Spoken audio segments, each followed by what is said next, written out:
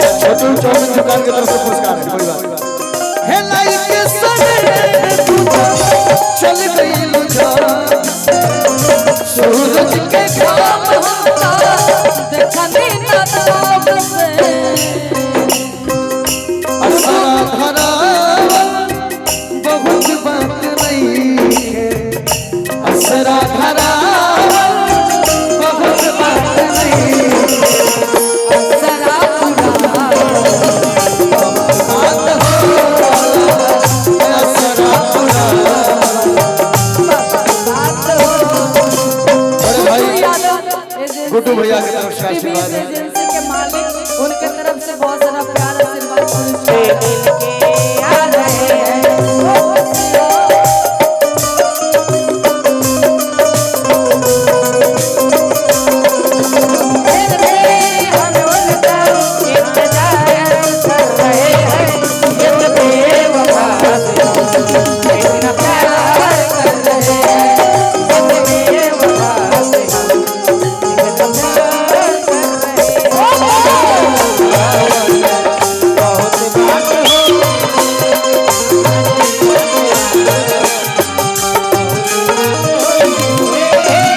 नाम मांगे है जोड़ी के जोड़ा नहीं थे इकर का नाम बा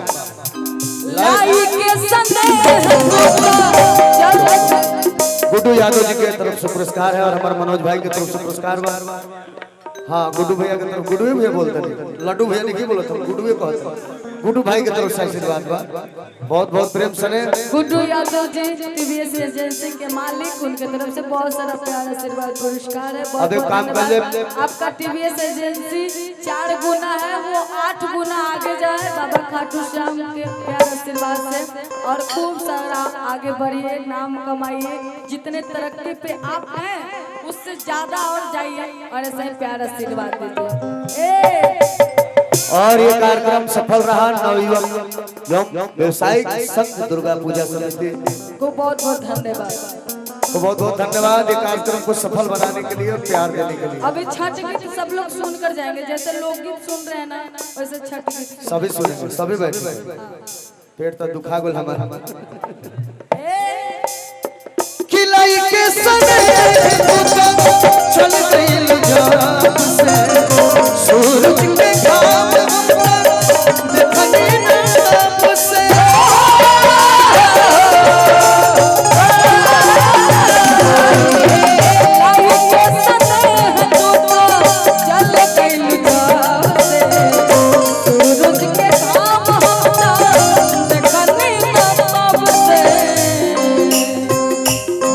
श्री श्री दुर्गा पूजा समिति कट्टर हिंदू क्लब स्थान मां काली रोड सोमरसा आप सभी का हार्दिक अभिनंदन करता है और करता ही रहेगा। सुना ना बाबू, अशोक भैया तिवारी वो गाना गाता है, कौन गाना बाबू? कौन गाना? जब हालात मारेला के गुलाब मारेला हालात मारेला के गुलाब मारेला जब हालात मारेला तक केहू लात मारेला। सही बात है ये बात। जब हालात मारेला केहू लात मारेला जब माटी के घर होला त बरसात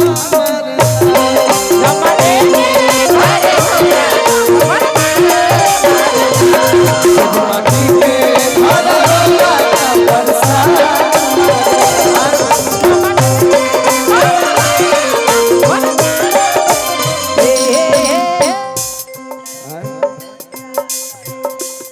गुड्डू यादव बोल देते हो भाई। गुड्डू भैया की तरफ से आशीर्वाद बा। अरे रहे दी बहुत पुरस्कार रात बदल बड़े अब मोह लागता। गुड्डू भैया की तरफ से आशीर्वाद बा, बहुत बहुत समय और प्रेम। वो एजेंसी से बहुत सारा एजेंसी बढ़ो तरक्की हो और हमेशा प्यार आशीर्वाद बना रहो कमेटी के लेकर को। जब माटी के घर हो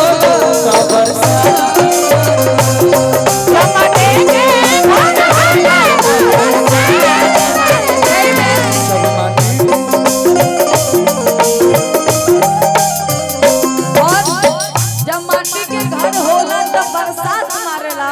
तो मेरा भी एक लाइन से सब सुनिएगा और कहना क्या भैया केहू पास बुलावेला केहू दूर भगावेला केहू पास बुलावेला केहू दूर भगावेला केहू पास बुलावेला केहू दूर भगावेला केहू दूर भगावेला पीछे काहे काहे मीठा मीठा केहू देला जीवन जिंदगी केहू देला जीवन जिंदगी केहू छाना मेवा केहू देला जीवन जिंदगी केहू छाना मेवा केहू देला हेलो भैया सोनबरसा में तो लाखों प्रोग्राम भइल। जौन हमार भैया एक खाली आ जाए, जौन हमार चंदन भैया ई प्रोग्राम जमैलन ऐसा प्रोग्राम तो सोनबरसा में कबो ना भइल रहे। इनका खातिर एक खाली अपन दोनों हाथ उठा के बोली जा सच्चे दरबार की। हम तो सुन ले बानी कि स्टेज के कलाकार तीने गो बड़ा, एगो हमार भाई बड़ भाई गोलू राजा के नाम बा, ओकरा बाद हमार भाई के नाम बा, ओकरा बाद विशाल गौन के नाम बा। बाकी हम एक एक कहल चाहम युवाओं दिलों की धड़कन भाई चंदन यादव जी की तरफ से एक खाली का खाली ताली जोरदार बजे के चाहिए। बोले सच्चे दरबार की। भाई कसमई जग मोले रसमाई भाई फैन फैन सोनबरसा में आओ। जय हो माई तारा का जग मोले रहो। बड़ा इतना हो गल लाज लगता। लेकिन लइकन के एगो फरमाइश रे पूरा कर दे। किलो फर बना दे चाहे हाय हाय हम के आवारा आओ तोरे पमर दिलवा बेचारा पीछे कि तोरा बिन दुनिया हाय हाय हमार लूट जाई रे ए भैया काग जन रे पगली। आज से 7 साल पहले गाना है। दिलवा टूट जाए कि भैया काग जन रे पगली, दिलवा टूट जाए भैया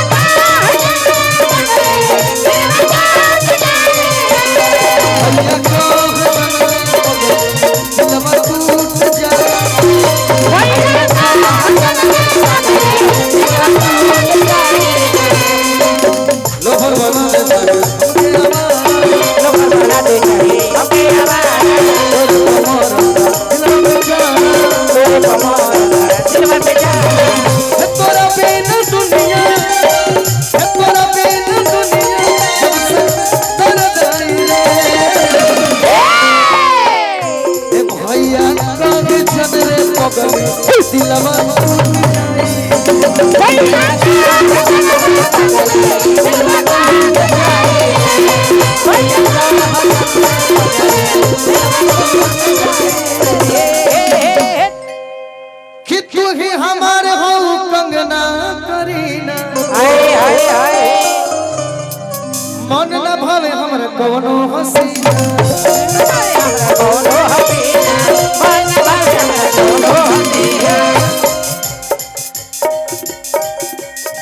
मोहसिन भैया तब तक गाड़ी में बैठिए तो खाना अच्छा नहीं लगता है। बस बस बस रह जाए भागे संतोष भैया कि तू ही हमारे हो कंगना करीना अच्छा मन न भावे हम कवनो हसीना